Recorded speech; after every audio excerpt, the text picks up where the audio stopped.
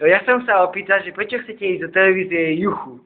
My chceme byť ako kontaktní, nie? Chceme televíziu vidieť.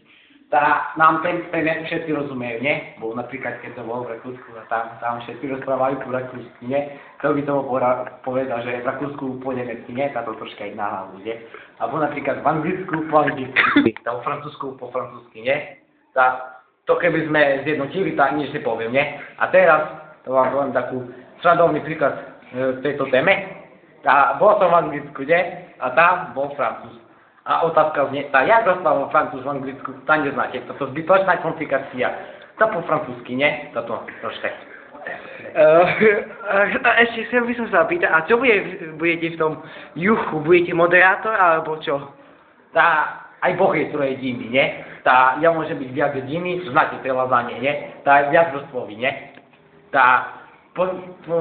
Pošlite ma zrobiť plot, zrobím plot, není problém. Pošlite ma riadiť ponorku, není problém, aj o tom mogu, není problém. Pošlite ma do ryti, ja sa tam narvem, nie?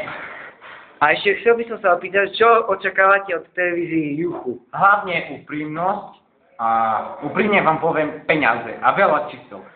Veľa čísel, lebo keď chceš na obrazovku, musíš mať čísla. A to ty píš tam uchotáka, čo bude dristať, ťala fatky, tu môžem dristať aj ja, nie? Preto... Fuj, ale je tu smrad. Pripáčte, teraz som si troška aj fúkol, nie? A minulo som bol v muzeu a tam som si prdol a všetci kúkajú, že kto si prdol a to som vedel, že ja som jediný, že ja som si prdol, nie? Ešte jedna otázka. Čo si myslíte o globálnom oteplovaní? My pre tento problém, nejako sme sa chceli, s Novikom sme sa rozhodli, že ísť z Markíz 10 preč a ísť do Juchu.